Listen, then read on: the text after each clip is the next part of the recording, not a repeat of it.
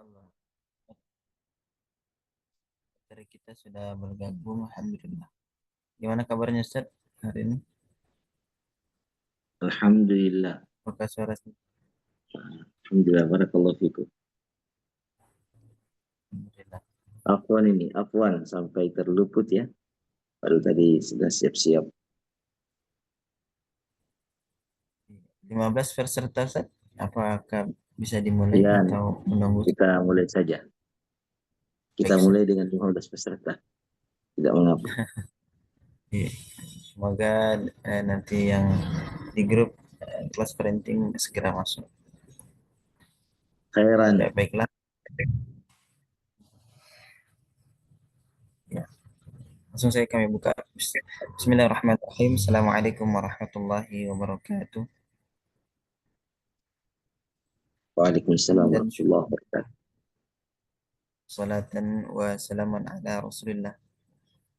Kembali kita membuktikan rasa syukur kita kepada Allah Subhanahu wa taala atas segala nikmat dan karunia yang senantiasa dan terus-menerus kita rasakan dan Allah berikan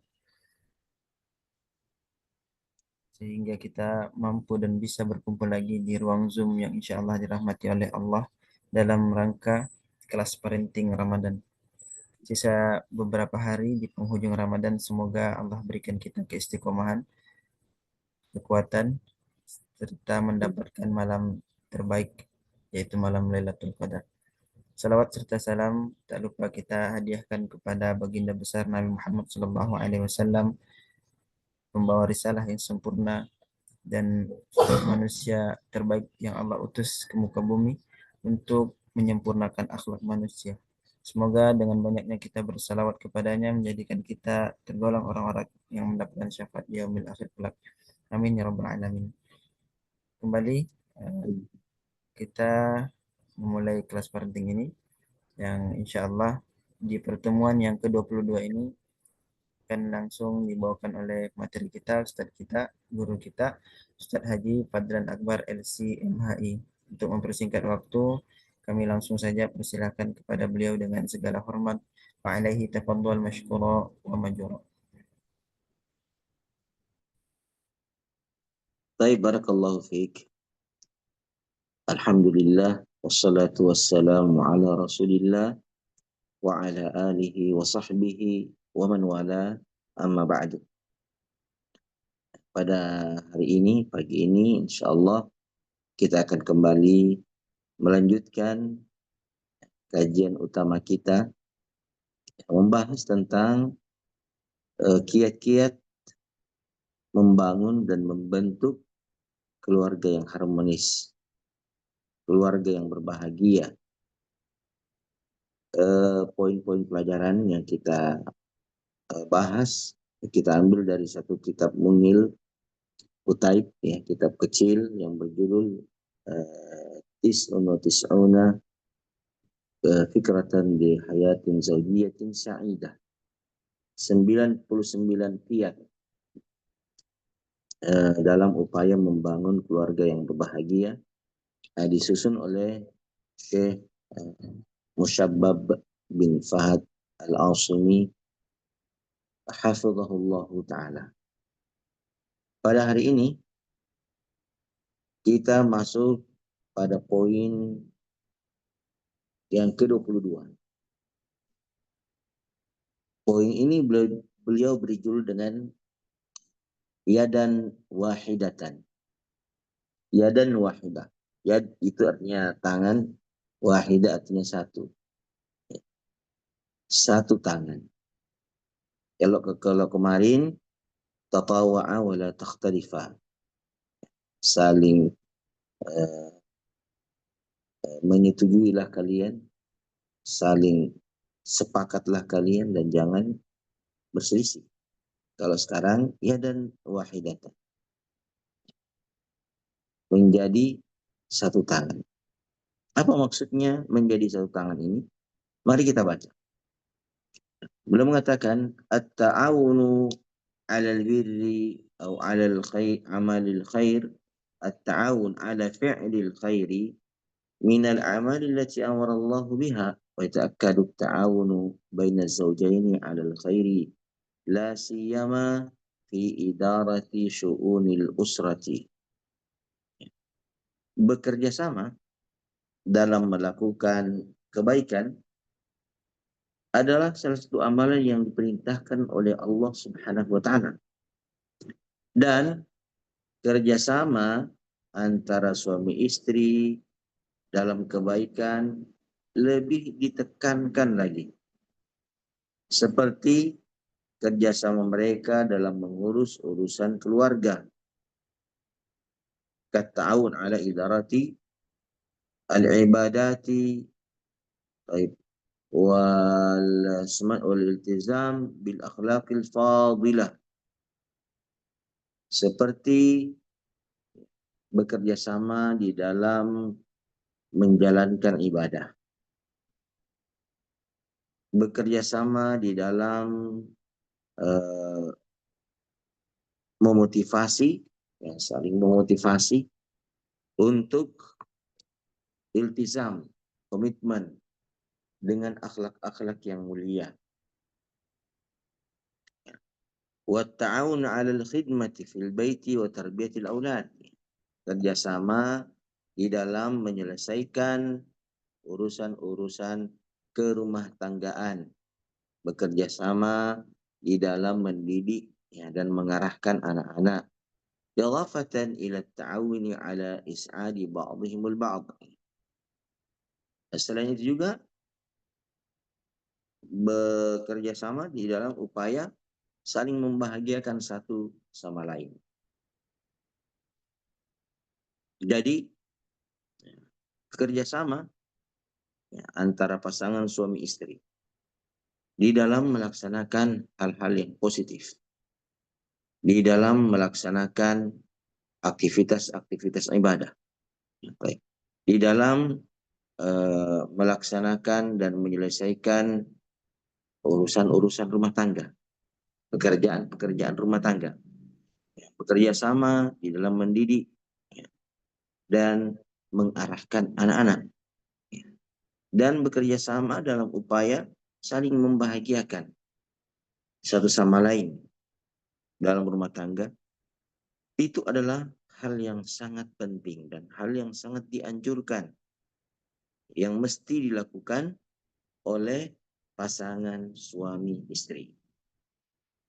Nah, kemudian beliau mengatakan wa fil muqabili yanbaghi al-hadar min at-ta'awuni 'ala al-batil wal munkarat wa ifsadil auladi wa ta'ridihim lil fitani fahum amanatun fi a'naqi walidayhim.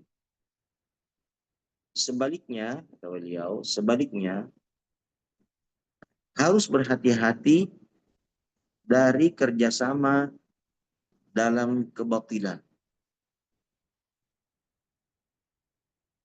Ya. Jadi pasangan suami istri harus waspada, harus berhati-hati. Jangan sampai mereka bekerja sama dalam kebatilan. Seperti apa itu? Umpamanya, ya, musik-musik dan nyanyian itu kan dalam pandangan syariat agama kita adalah merupakan kebatilan dan mengantarkan seseorang pada berbagai macam kebatilan. Maka jangan sampai suami istri itu bekerja sama di dalam menghadirkan musik-musik dan nyanyian serta memperdengarkan musik-musik dan nyanyian sepanjang waktu, nah, di dalam rumah mereka. Ini adalah kerjasama yang tidak pantas, tidak layak dilakukan oleh pasangan suami istri di dalam rumah tangga mereka. Demikian juga, ya, saling bekerja sama, saling menyetujui, saling mendukung, ya, di dalam uh, uh, membentuk, ya, karakter anak yang suka pamer aurat, gitu kan. Ada dia punya putri yang usia SMP, sepakat mereka untuk membelikan baju lebaran yang seksi umpamanya kan. Ya. Suami atau istri pokoknya mengusulkan satu busana yang menampakkan aurat, ya kan? Sudah sempit, terbuka sana sini. Yang akan ia kenakan di hari Idul Fitri umpamanya. Ini kan lagi membeli baju kan. Ya, orang pada sudah pada di mall semuanya nih. Yang meninggalkan masjid-masjid ini, Allah musta'an. Sudah mereka sudah itikaf dan tawaf ya, di mall-mall dan pusat-pusat perbelanjaan. Ya. Lalu suami menyepakati ini dananya nih. Ya, belikanlah pakaian-pakaian itu untuk putri kita yang sudah usia SMP kelas 1, 2 atau 3. Apalagi kalau putrinya sudah yang usia SMA, dibelikan pakaian seksi yang akan dia kenakan nanti di hari Lebaran untuk bertamu dan seterusnya. A'udzubillah. Nah, maka kerjasama seperti ini haruslah dijauhi dan ditinggalkan. Karena ini adalah merupakan kerjasama dalam kebatilan, ya, dan kerjasama dalam kemungkaran serta kerusakan. Dan hal ini merusak nanti anak-anak dan akan membuat mereka terjerumus dalam fitnah. Wa ta'ridhihim lil fitan. Ini akan menjerumuskan mereka ke dalam fitnah. Fahum amanatun fi a'naqi walidaihim. Anak-anak itu adalah merupakan amanah di pundak kedua orang tua. Di mana kedua orang tua akan ditanya oleh Allah Subhanahu wa taala tentang kondisi dan keadaan anaknya serta penyebab mengapa mereka berada dalam kondisi dan keadaan seperti itu. Ya, orang tua nanti yang bertanggung jawab di hadapan Allah Subhanahu wa taala tentang keadaan anaknya. Ya. Di dalam hadis yang sahih Rasulullah sallallahu alaihi wasallam bersabda, "Kullu mauludin yuladu 'ala al-fitrah, fa abawahu yuhawidanihi aw yunassiranihi aw yumajjisanihi." Setiap anak itu dilahirkan dalam keadaan fitrah. Maka kedua orang tuanya lah yang membuat anak itu di kemudian hari menjadi Yahudi, atau menjadi Nasrani, atau menjadi Majusi. Kenapa tidak disebutkan atau menjadi seorang Muslim? Ya. Tidak disebutkan karena itulah ya, itulah fitrah yang mereka bawa semenjak mereka lahir. Mereka telah membawa fitrah itu. Seandainya fitrah itu tidak diganggu, ya, tidak diubah oleh lingkungannya, lingkungan rumah tangga, lingkungan pergaulan, lingkungan pendidikan, ya, tidak diganggu oleh syaitan, jin, dan manusia pada lingkungan barunya di bumi ini, maka niscaya fitrah itu akan tumbuh ya, sesuai dengan kondisi aslinya, kondisi asalnya, yaitu beribadah kepada Allah. Fitrah itu akan mengantarkan seseorang beribadah kepada Allah, mengakui adanya Allah, lalu kemudian beribadah kepadanya. Seandainya fitrah itu tidak terganggu, ya, tidak berubah. Namun sayang, ya, begitu manusia keluar dari rahim, maka segera saja setan-setan dari bangsa jin dan bangsa manusia berusaha merubah fitrah itu, merusak fitrah itu. Nah, baik. Kita telah selesai dari penggalan pertama, alinea pertama dari kitab ini. Kita masuk pada alinea kedua. Ya, pada alinea ini, Syekh selalu membawakan sejumlah dalil yang membuktikan pentingnya pembahasan pada tema tersebut, pada tema yang diangkat. Ya, tema yang diangkat ini adalah bagaimana suami istri menjadi satu tangan yang bekerja sama di dalam kebaikan dan di dalam mengelola rumah tangga, mendidik anak dan seterusnya. Dalil yang pertama, firman Allah Subhanahu wa taala yang terdapat dalam surah Al-Maidah ayat ketiga ya, ayat kedua. Allah Subhanahu wa taala berfirman, A'udzubillahi minasyaitonir rajim. Wa ta'awanu 'alal birri wat taqwa wa la ta'awanu 'alal ismi wal 'udwan. Dan bekerja samalah, tolong menolonglah kalian dalam kebajikan dan ketakwaan. Dan janganlah kalian tolong menolong di dalam dosa dan pelanggaran. Kemudian dalil berikutnya adalah hadis Rasulullah Sallallahu Alaihi Wasallam. Rasulullah bersabda, "Rahimallahu rajulan qama minal laili fasalla wa iqadha imra'atahu fasallat fa in abat rasya fi wajhiha al-ma'a. Rahimallahu imra'atan قامت من الليل فصلت وأيقظت زوجها فصلى فإن أبى رشت في وجهه الماء. Hadis sahih diriwayatkan oleh Al-Imam Ibnu Majah. Artinya Rasulullah bersabda, semoga Allah Subhanahu wa taala merahmati seorang lelaki yang bangun di tengah malam lalu dia melaksanakan sholat qiyamul lail. Setelah itu dia juga membangunkan istrinya sehingga istrinya sholat pula. Nah, dan jika jika istrinya menolak, fa'in abad, istrinya menolak untuk bangun melaksanakan sholat, rasya fi wajhihal ma, ia pun memercikkan air ke wajah istrinya, ya, sampai istrinya bangun.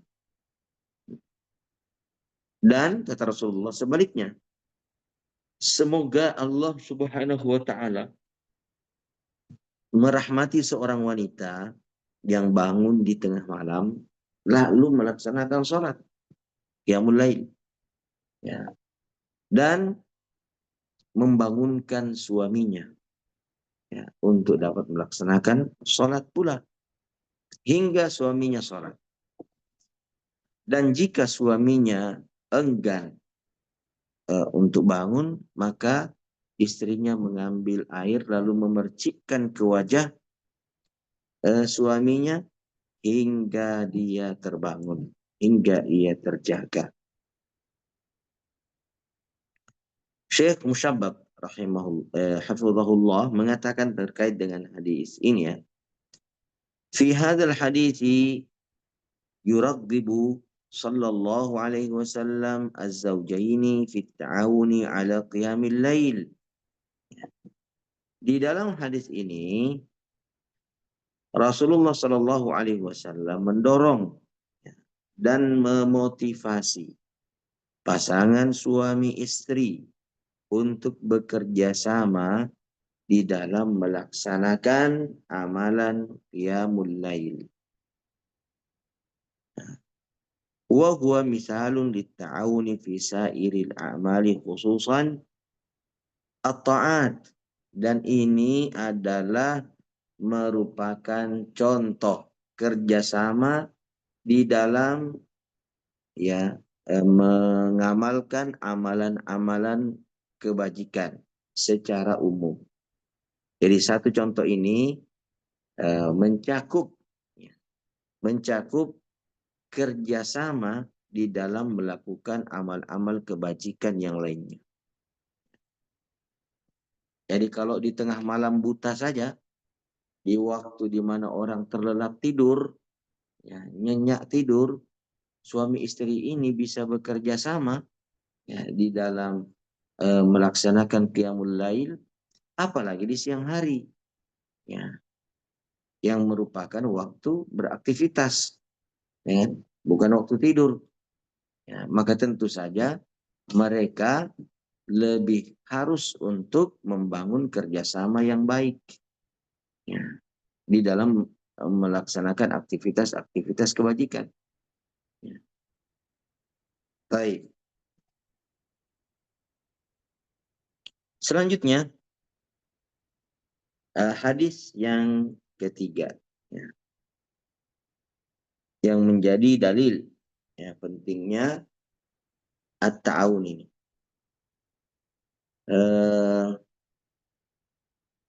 An Aisyah radhiyallahu anha annaha qalat. Dari Aisyah radhiyallahu taala anha ia berkata, kana Rasulullah sallallahu alaihi wasallam yaqsifu na'lahu wa yakhitu saubahu wa ya'malu fi baitihi kama ya'malu ahadukum fi baitihi.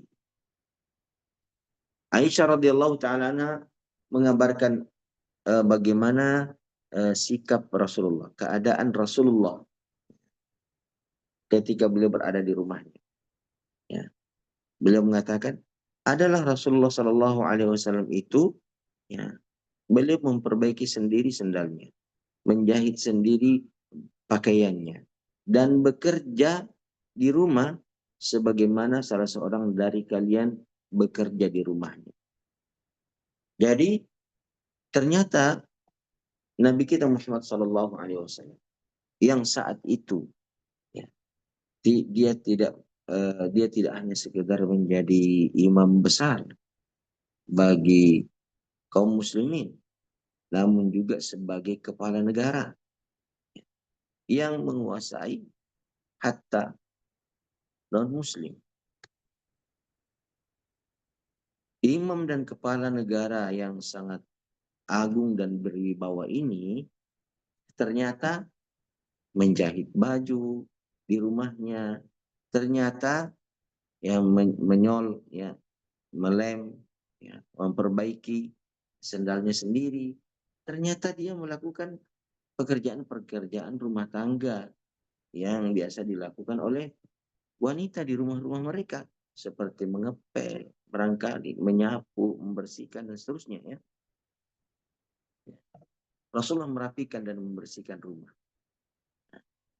Jadi hadis ini kata Syekh Musabbab, fil hadits sabiq wa ghairihi yattadhihu lana anna Rasulullah sallallahu alaihi wasallam yaqumu bi khidmati ahlihi wa yata'awan ma'ahum fi umuril baiti. Hadis ini dan hadis-hadis sebelumnya serta hadis-hadis yang lainnya yang semakna dengan hadis ini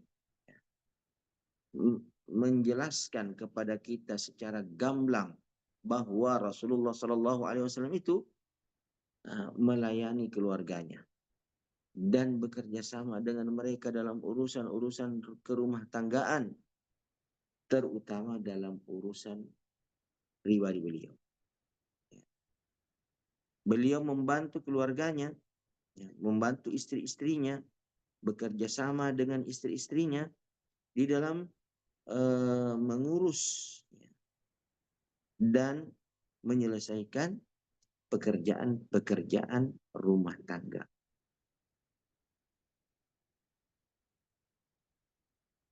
Utamanya dalam hal-hal yang berkaitan dengan pribadi beliau.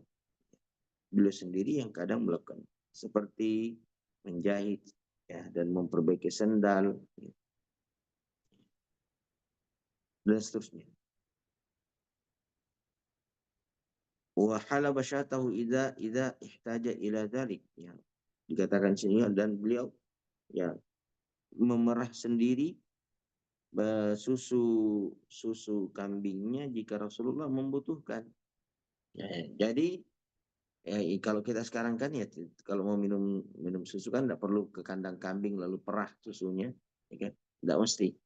Ya, sekarang mungkin dianalogikan kalau ada suami yang bikin sendiri kopi untuk dirinya sendiri, ya, dia melayani dirinya sendiri.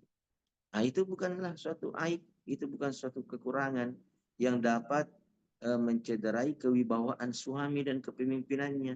Kalau suami ya melayani dirinya sendiri, ya, dia menyetrika bajunya sendiri barangkali, dia mencuci bajunya sendiri, ya, eh, me, apa, memperbaiki eh, sendalnya sendiri, sepatunya, dan seterusnya. Itu bukanlah sesuatu yang mencederai kewibawaan dan kepemimpinan suami jika ia melakukannya. Sebahagian suami ya kadang eh, merasa tak pantas, ya, merasa tak layak, ya, untuk melakukan pekerjaan-pekerjaan rumah tangga. Ya, tidak layak katanya suami itu mencuci piring, tidak layak suami itu menjemur pakaian, memungut jemuran, ya kan, mengumpulkan jemuran. Nah, itu tidak layak, tidak pantas. Yang mereka menganggap pekerjaan-pekerjaan itu jika dilakukan oleh suami akan meruntuhkan kewibawaan dirinya dalam keluarga besarnya. Maka sebagian lelaki merasa pantang, ya, untuk melakukan hal-hal yang seperti itu. Ya. Padahal orang yang paling agung, orang yang paling mulia, orang yang paling berwibawa, ya, yaitu Nabi kita Muhammad Sallallahu Alaihi Wasallam, justru, ya, melakukan hal-hal tersebut di dalam rumah tangganya. Maka hal ini membuktikan bahwa, ya, pekerjaan-pekerjaan rumah tangga yang dilakukan oleh seorang suami sama sekali tidak meruntuhkan dan menghancurkan kewibawaannya sebagai seorang kepala rumah tangga, sebagai seorang pemimpin dalam rumah tangga. Ya kan? Jadi kalau ada di sini laki-laki yang menganggap hal itu tabu, ya, tidak layak dilakukan oleh lelaki, maka berhentilah dari anggapan itu. Itu anggapan batil yang tidak terbukti pada diri Rasulullah Sallallahu Alaihi Wasallam. Kemudian beliau mengatakan, Syekh Syabab mengatakan di penghujung alinea ini, lidzalika fala ba'sa an yaquma ar-rajulu bi musa'adati ahlihi khususan hajatihi al-khassah.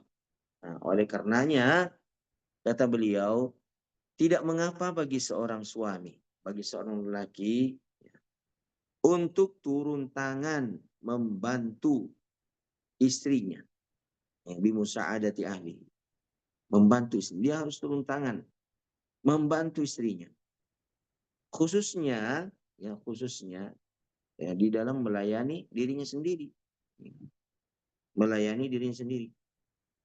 Kaidah di asyai wal qahwa ta'am, yang seperti menyiapkan teh, kopi, sarapan, ya. Idza ihtaja ila dzalik, jika sang suami membutuhkan hal tersebut. Idafatan ila ghusli malabisihi wa tartibi ghurfatihi wa nahwi dzalik, ya. Nah, demikian juga, ya, tidak mengapa bagi seorang suami untuk mencuci pakaiannya sendiri, membersihkan dan mengatur kamar tidurnya, ya. Iktidaan bin Nabi Karim sallallahu alaihi wasallam, sebagai upaya untuk meneladani Nabi sallallahu alaihi wasallam. Jadi suami yang turut, ya, membantu istrinya di dalam melaksanakan dan mengerjakan pekerjaan-pekerjaan rumah tangga seperti mencuci, membersihkan, nah, ini adalah lelaki yang meneladani Rasulullah, mencontohi Rasulullah Sallallahu Alaihi Wasallam. Taib, ma'asyiral muslimin yang dirahmati Allah Subhanahu Wa Taala, telah tuntas dan sempurna kita membaca halaman ini, ya, yang bertajuk, ya, yang bertema yadan wahidatan, satu tangan. yang bermakna at-ta'awun, kerjasama antara pasangan suami istri di dalam menyelesaikan dan mengerjakan pekerjaan-pekerjaan rumah tangga. Jika ini dilakukan oleh suami, maka pasti ya, akan terwujudlah kehidupan berumah tangga yang harmonis dan bahagia. Insya Allah. Baik, sebagaimana misalnya kita akan dipandu oleh host untuk masuk pada sesi berikutnya. Sesi tanya jawab dan diskusi. Oleh karena itu saya serahkan kepada Ustadz Agung untuk memandu kita semuanya. Barakallahu fikum. Wa fikum barakallah. Baiklah Jelas para di suara peserta. saya? Jelas Ustaz. Alhamdulillah. Alhamdulillah. Iya. Adalah hari ini pesertanya cuma 21. Semoga besok bisa lebih banyak. Ya, kepada para peserta Ya. silakan bisa raise hand atau menuliskan pertanyaannya di kolom komentar. Recording in progress. Fadal peserta sekalian. Saya lihat ini banyak yang jomblo yang ikut nih, Ustaz. Banyak yang jomblo ya. Iya, Ustaz. Allah. Tidak apa-apa. Al-ilmu qabla al-qawli wal amal. Insya Berilmu dulu sebelum beramal. Tidak mengapa, tidak usah lagi. ada Ustadz Dwi, ada Ustadz Sahman juga ikut. Alhamdulillah. Mungkin ada dari Ikhwa mau bertanya. Fadal. Suara saya bagus sih, terang jelas ini. Ya, jelas. Oke, barakallah. Allah musta'an la ilaha illallah. Allahumma innaka afuwun tuhibbul afwa fa'fu anna. Allahumma innaka afuwun ya Allahumma. Yang baru bergabung, ya silahkan jika ingin bertanya. Yang terlambat bergabung ya tidak tahu temanya ya. Iya, Ustaz. Nah, bagaimana? Ada beberapa sahabat-sahabat yang selalu aktif kemarin, ya Pak Kasim Idam, ada nggak? Ada Ada, Pak Ustaz. Indra. Oh iya, Insya Allah. Ada Pak Chandra, nah, ada juga sahabat saya di Wahidin juga ya, Pak Soleh, Pak Muhammad Soleh. Iya. Baru. Pak Mo Kasim Ida menjawab satu tangan dan kerjasama, insya Allah. Nah, iya, alhamdulillah. 100. Fadal, Allahu Akbar. jika ada yang ingin ditanyakan serta sekalian.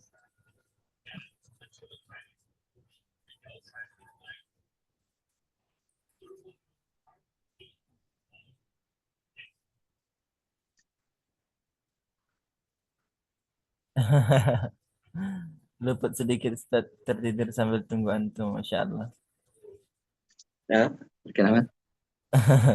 Ustadz Kasim Idam, Pak Kasim Idam terluput sedikit. Beliau tertidur menunggu materi. Oh, Ya, Masya Allah, salam ada sama. pertanyaan.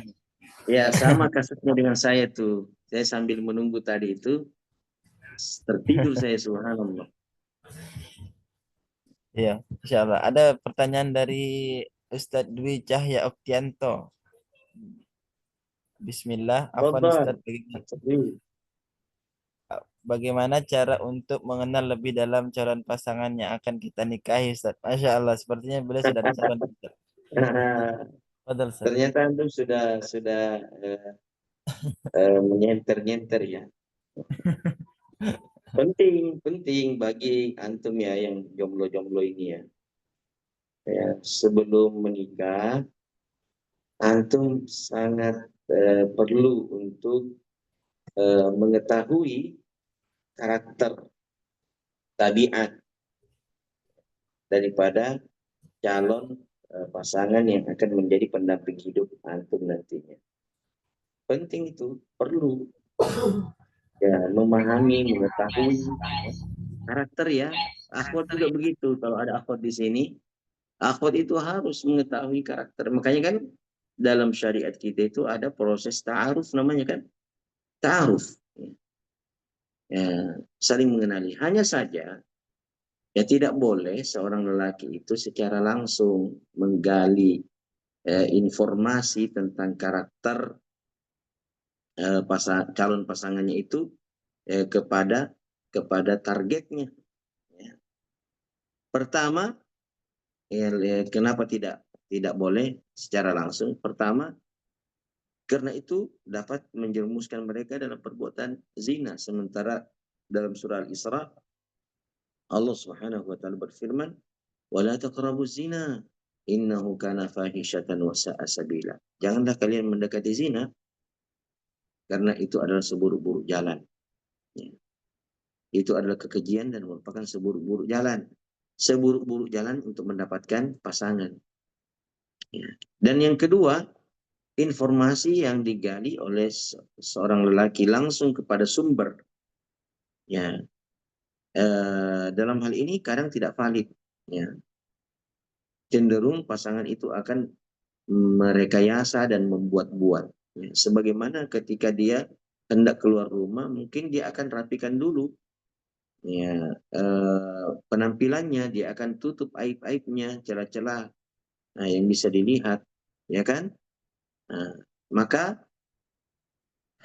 tidak akan akurat ya informasi tentang kepribadian calon pasangannya itu yang bisa dia peroleh jika dia lakukan secara langsung.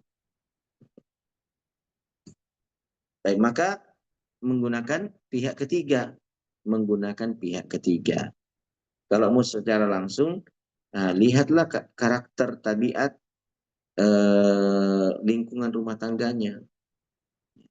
Lihatlah saudara-saudaranya, kalau ada saudara lelakinya, bagaimana karakter saudara lelakinya. Itu kan tidak akan jauh berbeda ya.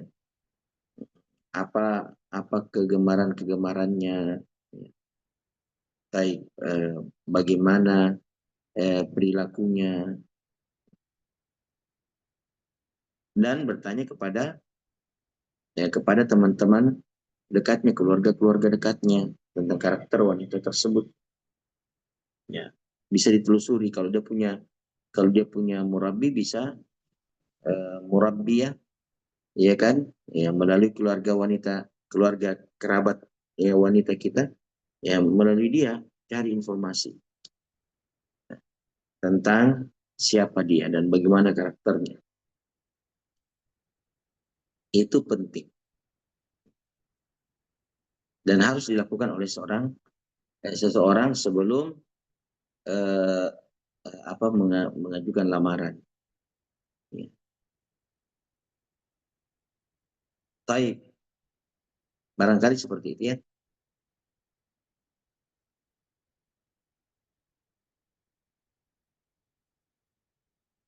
Nah, semoga Allah mempertemukan antum, Asdwi dan yang lainnya ya, calon yang sesuai dengan kriteria yang antum tetapkan. Barakallahu fikum. Silakan lanjut, Agung. Iya. Dan yang berikutnya Ustaz, datang dari hamba Allah Ustaz. Masya Allah, ini pertanyaan yang cukup bagus. Afwan Ustaz, bagaimana dengan suami yang suka sekali tidur pada subuh, hari kantor maupun libur? Padahal waktu itu adalah waktu beres-beres yang istri sebelum anak-anak bangun. Maunya istri, beliau tidak tidur lagi tapi bantu-bantu istrinya. Bagaimana menasihati itu Ustaz? Karena mau diikutkan kelas parenting, orangnya masih tidur.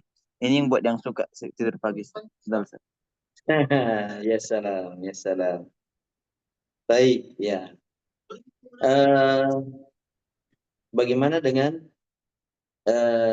laki yang suka ya tidur ya, sehingga waktu paginya itu tidak produktif ya, di dalam rumah tangganya ya.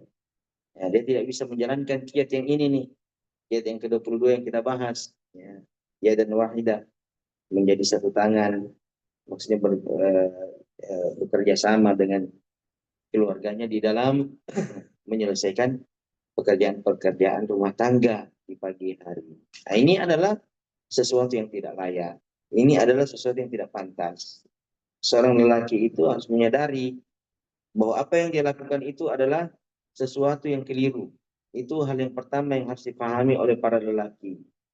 Ya, bahwa bersikap abai, cuek, tidak mau turun tangan, membantu dan bekerja sama dengan istrinya di dalam membereskan pekerjaan-pekerjaan rumah tangga, ya sebelum dia nanti meninggalkannya untuk mencari nafkah, itu adalah sikap yang keliru, sikap yang bertentangan dengan sunnah Rasulullah Sallallahu Alaihi Wasallam, bertentangan dengan sunnah. Nah, dan sikap seperti ini tentu sikap yang tidak membuat pasangan menjadi nyaman dan bahagia. Ya, tidak nyaman ya, mengerjakan sendiri semuanya, numpuk di pekerjaan. Nah, sementara pada pertemuan yang lalu ya kita membahas apa itu ya, temanya Sammamul Aman, ya, bahwa pasangan suami istri itu haruslah menjadi desainer ya ketentraman dan keamanan. Artinya pasangan suami istri harus dapat memastikan bahwa pasangannya merasa aman dengan dia, merasa tentram dengan dia. Baik, bagaimana seseorang bisa merasa aman dan tentram hidup bersama orang pemalas? Ya, tidak aman kita kalau hidup bersama dengan pemalas. Yang ya generasi rebahan yang kebanyakan tidur ya daripada beraktivitas yang positif di pagi hari. Sementara Rasulullah Shallallahu Alaihi Wasallam mengatakan dalam hadis yang sahih ya, burika ummati fi bukuriha, umatku itu diberkahi di waktu paginya.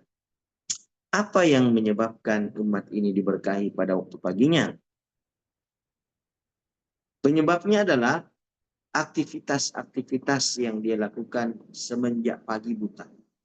Jadi umat ini adalah umat yang di pagi hari langsung terjaga dari tidurnya dan melakukan berbagai macam aktivitas-aktivitas ibadah. Ya, langsung membersihkan dirinya. Ya, dia bersihkan mukanya, dia gosok giginya, ya kan? Ya, dia bersihkan tangannya dan hingga sikunya. Pokoknya generasi pembersih ini. Pagi-pagi sebelum terbit matahari sudah dia bersihkan badannya. Ya. Lalu dia menggunakan wewangian, ya kan? Bagi lelaki kan dianjurkan untuk ke masjid menggunakan wewangian, mengganti pakaian yang bersih, lalu menggunakan wewangian. Sudah wangi dia, belum terbit matahari sudah wangi. Ya. Wanita juga demikian kan? Nah, kalau di rumahnya dia menggunakan wewangian. Kalau ke masjid tidak boleh menggunakan wangian. Berarti di rumah dia menggunakannya. Dia sudah pagi-pagi buta, dia sudah bersih-bersih. Hal yang pertama yang dilakukan oleh orang-orang beriman di pagi hari adalah membersihkan dirinya. Ya, kalau dia tidak mandi, maka dia berwudu. Bayangkan tuh, banyaknya anggota badan yang mau dicuci. Dia kumur-kumur lah, dia hiruplah air ke dalam hidungnya, dia hembuskan, dia cuci wajahnya, 3 kali lagi dia cuci. Nah, dia cuci tangan sampai lengannya, dia cuci lagi kakinya. Ya, itu menggambarkan kebersihan. Lalu dia menggunakan pakaian khudhu zinatakum inda kulli masjidin. Ya. Ambillah perhiasan kalian setiap hendak ke masjid. Ya, ini kepada lelaki. Nah, dia ganti pakaiannya, dia rapikan dirinya. Ya.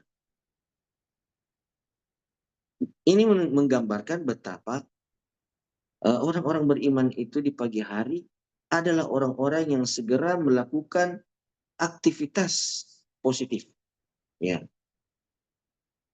yang gesit, rajin, ya, cekatan, bukan generasi rebahan yang bermalas-malasan dan menunda-nunda pekerjaan. Itu bukan ciri orang-orang beriman. Dan kita tidak boleh mendidik anak kita dengan pendidikan keliru, ya, seperti yang suka baring-baring tidur-tidur ya, di pagi hari. Ya. Dalam sebuah acara dikatakan la tanamu ba'dal fajri an talabi rizqikum. Janganlah kalian tidur setelah subuh ya, untuk mencari rezeki kalian. Jangan. Nah, kalau ini rekamannya ada, sampaikan kepada para suami yang suka tidur, yang suka rebahan di pagi hari, di subuh hari. Jangan Anda lakukan itu. Karena hal itu adalah pertama penghalang keberkahan, dan yang kedua ya aktivitas yang menunjukkan kemalasan. Yang ketiga itu adalah perkara yang terlarang ya, dalam sebuah asar. Ya, jangan kalian tidur di pagi hari demi mencari karunia rezeki untuk kalian. Baik. Ya bagaimana cara menasihatinya? Ya bisa dinasihati secara langsung dengan kata-kata yang lembut ya. Ya. Jangan dengan kata-kata yang menggurui, mendikte, jangan. Itu keliru. Nah, pada beberapa poin sebelumnya kan kita sudah membahas itu tentang lughatul hub ya. Bahasa cinta itu at-tawaddud. Bagaimana seseorang itu ketika ingin menyampaikan suatu perkara ya, usulan kepada pasangannya harus menggunakan bahasa cinta ya. Utamanya istri ya, harus dengan tetap menghargai posisi suami sebagai seorang pemimpin, jangan didikte dia ya, jangan menggunakan kata-kata yang kasar, jangan menggunakan narasi-narasi yang merendahkan, ya kan, tidak boleh ya. Meskipun apa yang dilakukan oleh suami itu keliru ya, tapi gunakanlah bahasa-bahasa cinta ya, untuk menyampaikan pendapat dan usulan kepada suami. Nah, begitu juga suami kan. Ya, jangan mentang-mentang laki-laki, mentang-mentang pemimpin, lalu ketika menasehati istrinya dia menggunakan bahasa-bahasa yang kasar, narasi-narasi yang merendahkan, itu juga tidak boleh. Oke, barakallahu fikum. Semoga menjawab pertanyaannya.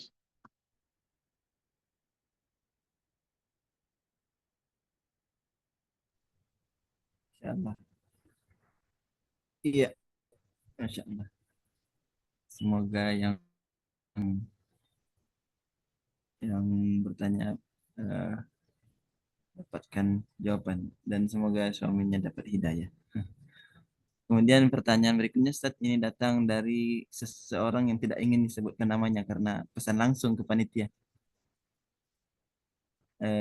Assalamualaikum, Afan, Ustadz ingin bertanya, apakah boleh jika istri meminta komitmen terkait kesiapan untuk membantu dan bekerja sama dalam hal urusan rumah tangga, termasuk mengurus anak, melihat sebelumnya suami jarang membantu pekerjaan rumah? Terima kasih, Ustadz. Ya tentu saja, tentu saja.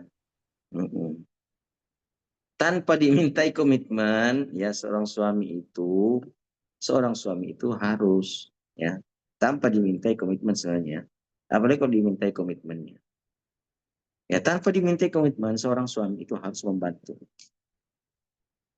Rasulullah telah mencontohkan kan, Aisyah radhiyallahu taala anha bagaimana tadi? Aisyah radhiyallahu taala anha ketika mengabarkan tentang bagaimana suaminya di dalam rumah. Alaysa yakhsifu na'lahu wa yuhitu thawbahu wa ya'malu fi baiti kama ya'malu ahadukum fi baitihi. Ya, begitu kan disampaikan oleh bunda kita Aisyah radhiyallahu taala. Secara jujur beliau mengatakan Rasulullah itu memperbaiki sandalnya sendiri, menjahit bajunya sendiri, dia melakukan aktivitas-aktivitas dalam rumah tangga sebagaimana kalian melakukannya di dalam rumah-rumah kalian. Ya, Rasulullah kerjain itu semuanya. Ya. Rasulullah itu menggendong cucunya, ya dia bermain dengan cucunya, ya kan? Ya Rasulullah main-main dengan cucunya. Rasulullah dijadikan kuda-kuda sama cucunya kalau Rasulullah sujud. Ya kalau Rasulullah rukuk mereka panjat itu Rasulullah. Rasulullah tidak marah. Ya. Jadi jangan sampai kita marahi anak kita lagi sholat duha umpamanya kan. Ya, jangan dimarahi anak kita. Dia mau perlakukan kita, dia mau manjati kita. Ya, sebab akal mereka belum sampai pada tingkatan memahami bahwa hal itu adalah perkara yang tidak layak, tidak pantas. Akal mereka belum sampai di situ. Ya, maka jangan dimarahi, biarkan aja dia. Ya, bahkan kan Rasulullah itu, bayangkan tuh, Rasulullah kadang ya membiarkan sujudnya lebih lama dari biasanya, rukuknya lebih lama dari biasanya, itu ya hanya untuk sekedar memuaskan kedua cucunya itu bermain. Ya, bermain di punggungnya Rasulullah. Kadang sengaja Rasulullah memang kasih lama aja. Ya, sujudnya demi memuaskan itu. Artinya dari sini kita dapat mengambil kesimpulan bahwa Rasulullah itu bermain dia ya, bersama dengan anak kecil. Ya. Dia melayani ya permainan anak-anak kecil. Padahal usia Rasulullah sudah lanjut ya kan. Dan hal itu sama sekali tidak mengurangi kewibawaan Rasulullah Shallallahu Alaihi Wasallam. Maka para suami, ya sayangnya kadang suami tidak ikut ya. Wahai para suami, sadar dirilah engkau sebagai pemimpin. Bahwa engkau tidak boleh otoriter. Ya. Engkau jangan bersikap sebagai raja dan tuan. Kan sudah kita bilang ya, kita sudah sampaikan ya dalam beberapa pertemuan yang lalu. Ya, bahwa konsep berumah tangga dalam syariat Islam itu bukan konsep antara tuan dan pembantu. Ya kan? Bukan konsep tuan dan pembantu. Raja dan pelayan. Bukan. Tetapi konsepnya adalah konsep ta'awun. Tolong-menolong. Ya. Saling melengkapi. Saling membantu. Saling meringankan. Itu konsepnya. Konsep rumah tangga dalam syariat agama kita. Maka tanpa dimintai komitmen sekali lagi. Tanpa dimintai komitmen sekalipun. Ya. Semestinya dan seharusnya suami itu membantu istrinya di pagi-pagi buta membersihkan, membereskan, merapikan, menyelesaikan pekerjaan-pekerjaan rumah tangga istrinya sebelum dia meninggalkan rumahnya. Taib, barakallahu fikum. Semoga menjawab.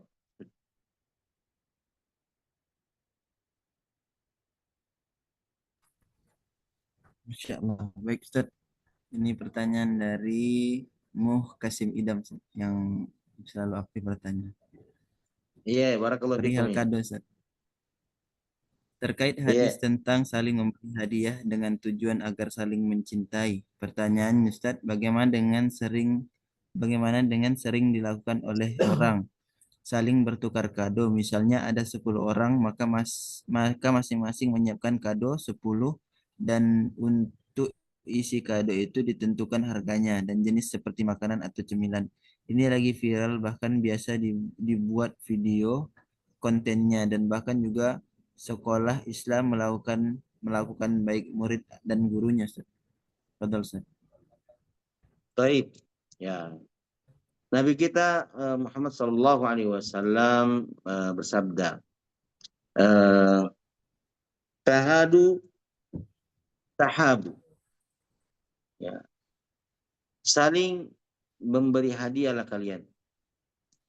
Maka niscaya kalian akan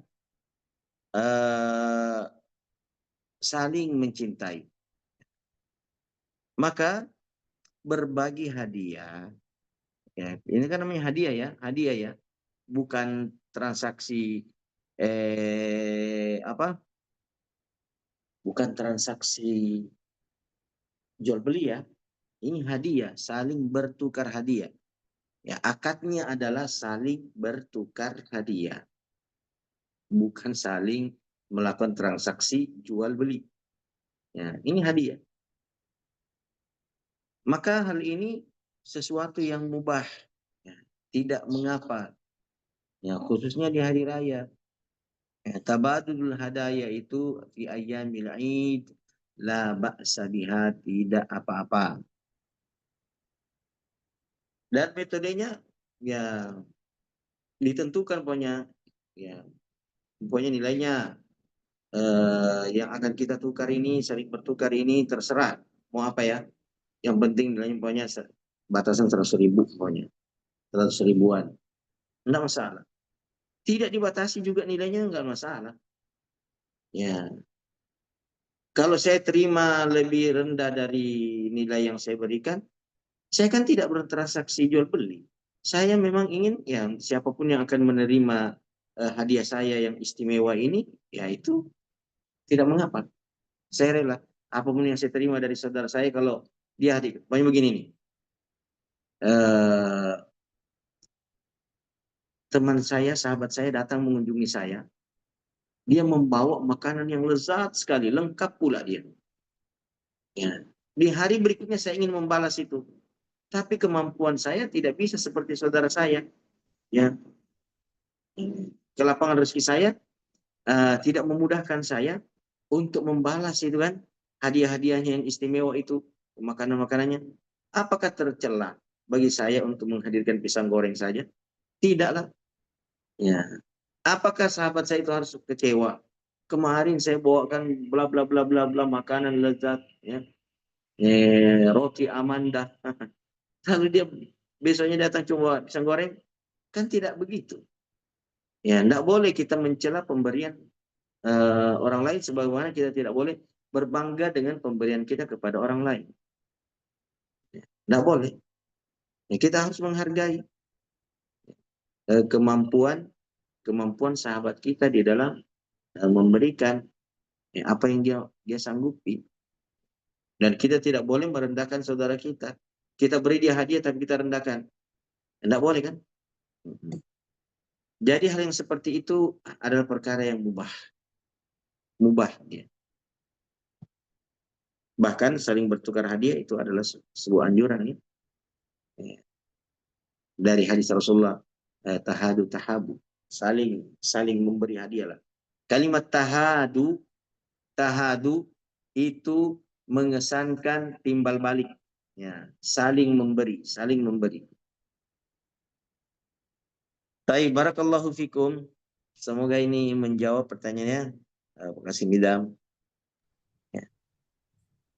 Oh, kalau yang lagi viral tuh, yang lagi viral antara sesama keluarga kalau tidak salah ya, saya juga pernah di,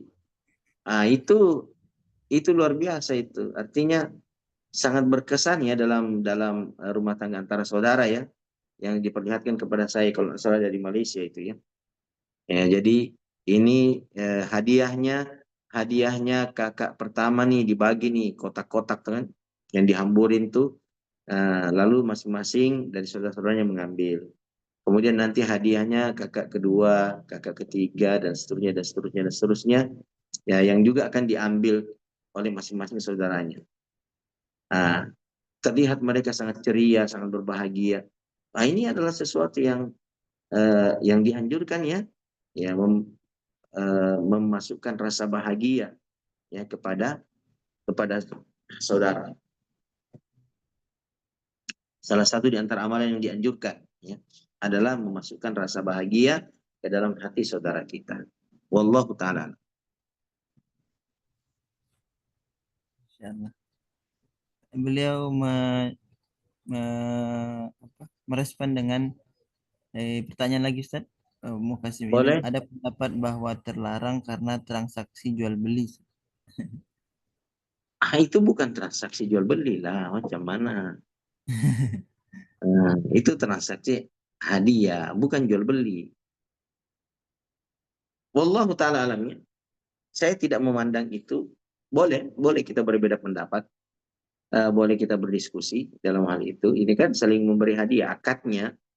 Akadnya adalah saling memberi hadiah. Bukan saling bertransaksi jual beli. Kalau kita tanya, apakah Anda membeli? Ya, membeli. Apakah Anda berniat nanti? Pokoknya begini. Hadiah itu adalah pemberian yang tidak diharapkan imbalan apapun darinya. Beda dengan transaksi jual beli. Transaksi jual beli tukar menukar juga kan, tapi didasari oleh harapan untuk mendapatkan imbalan. Kalau tidak sepadan, kalau tidak lebih menguntungkan, maka sepadan. Ya, masing-masing dalam transaksi jual beli itu berharap keuntungan. Ya, si pembeli berharap keuntungan, si penjual, si pembeli juga mengharapkan keuntungan. Ya. Tapi kalau hadiah, tidaklah, tidak mengharap. Saya memberi, Anda mau memberi setelahnya kepada saya nggak peduli. Ya, saya nggak peduli. Ya.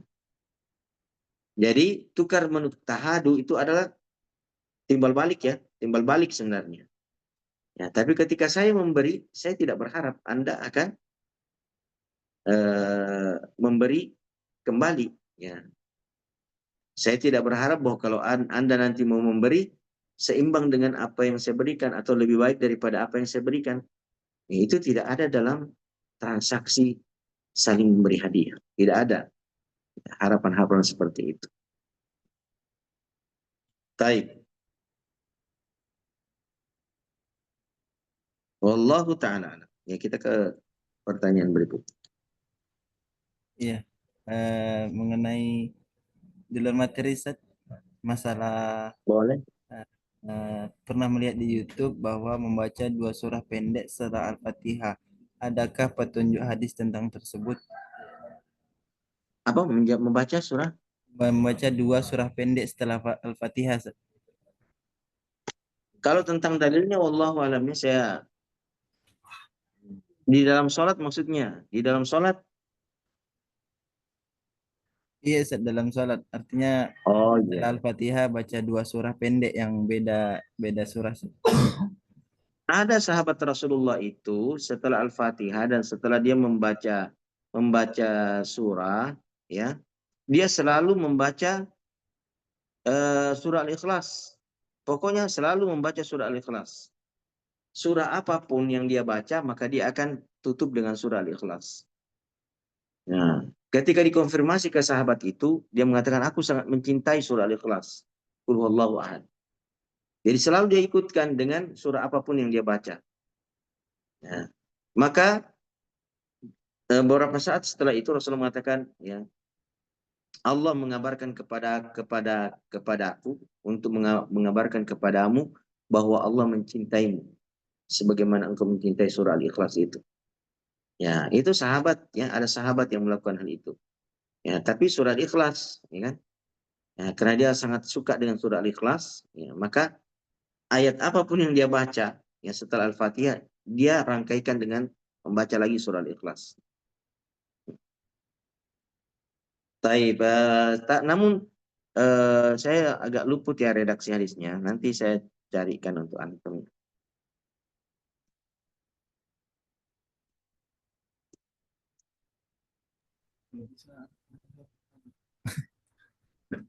Baik Ustaz, Masya Nah, Allah. Ada tambahan mengenai kado tadi Ustaz dari hamba Allah. Afwan Ustadz, ada pendapat juga katanya itu goror sekalipun ditentukan jumlah dananya, tapi tetap saja orang tidak tahu apa isi hadiah tersebut. Sebenarnya Ana tidak setuju juga Ustadz sama pendapat ini karena tukar kado sudah sering kami lakukan di Liko. Masya Allah. Tentang kado lagi Ustadz. kita kado lagi ya, garar. Eh, Garar itu terlarang dalam transaksi jual beli. Garar. Mengapa garar itu, ya, spekulasi itu terlarang dalam jual beli? Terlarang karena itu mengandung unsur tipuan, nipu itu. Kenapa dikategorikan menipu? Nah, ini kan yang melakukan transaksi jual beli kan masing-masing ingin mendapatkan keuntungan. Iya enggak? Masing-masing ingin mendapatkan manfaat. Ya, masing-masing ingin, keinginan mereka dalam mengharapkan manfaat dari transaksi itu sama keinginan mereka. Si pembeli mau untung, si penjual mau untung.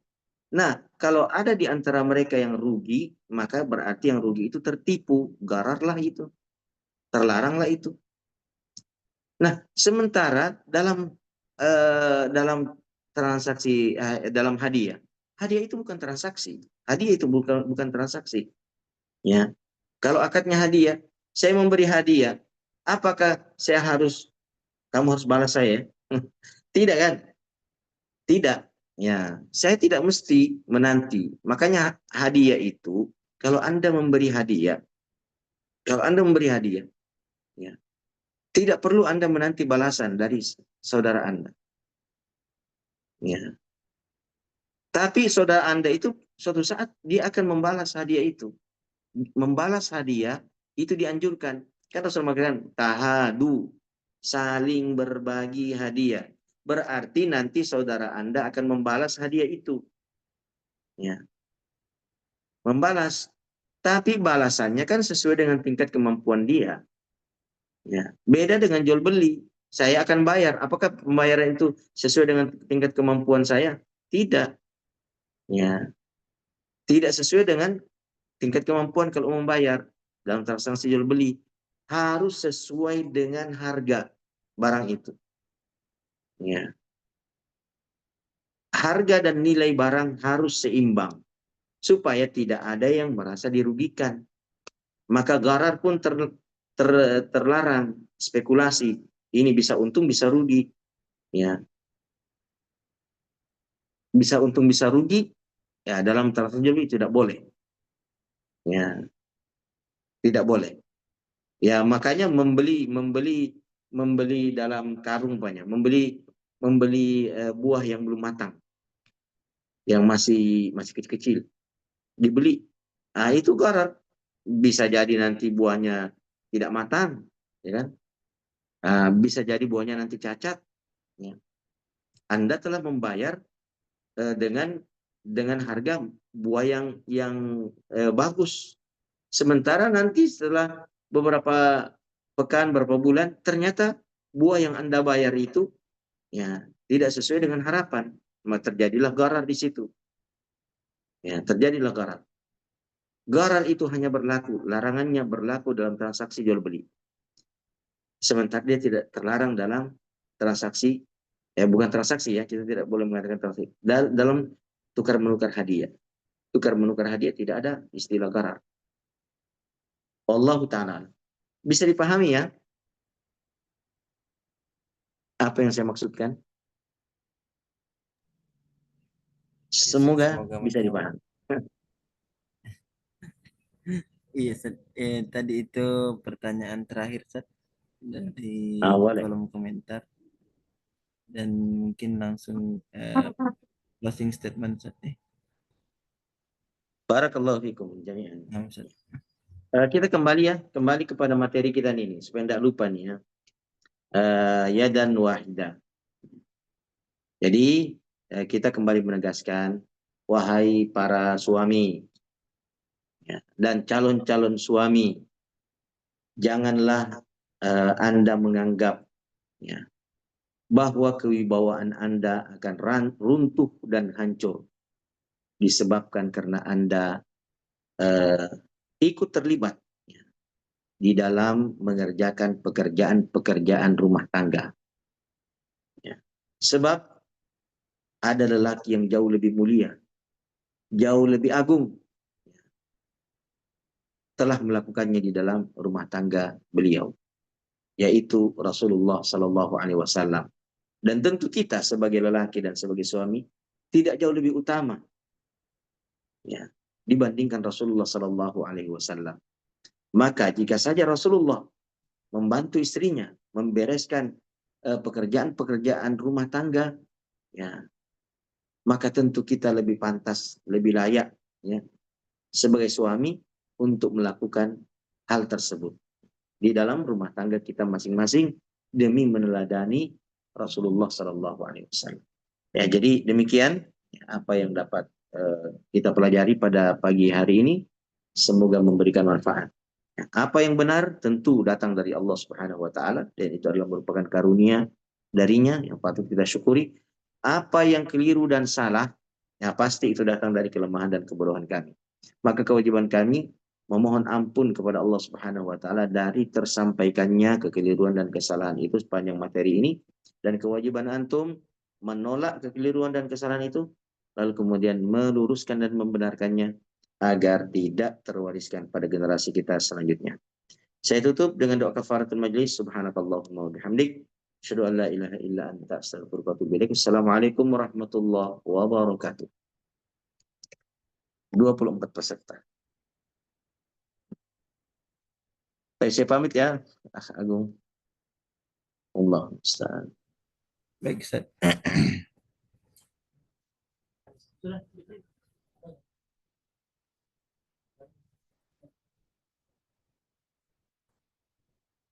Masya Allah. Setelah tadi pemaparan dan tanya jawab telah selesai, maka dengan berakhirnya tanya jawab dan closing statement, maka berakhir pula kelas parenting Ramadan pada hari ini.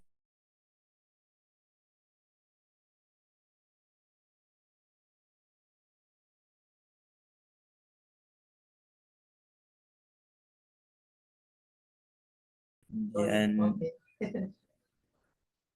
kami akhiri dengan sallallahu ala Nabi Muhammad, alhamdulillahi rabbil alamin. Assalamualaikum warahmatullahi wabarakatuh.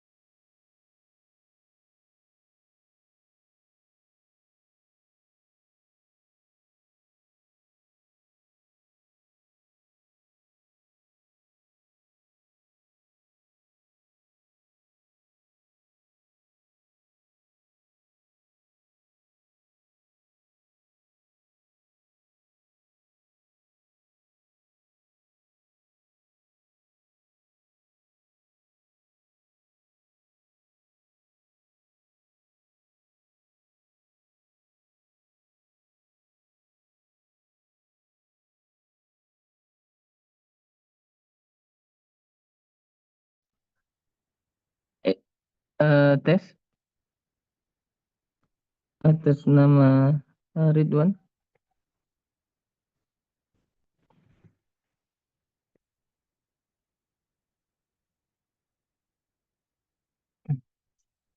Cek akun atas nama Pak Ridwan, Pak. Monitor, Pak. Pak Ridwan.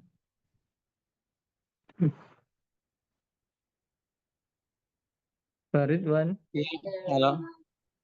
Pak, bisa dialihkan hostnya, Pak, atau bisa dihentikan rekamannya? Minta tolong karena kita tadi keluar dan host beralih ke kita.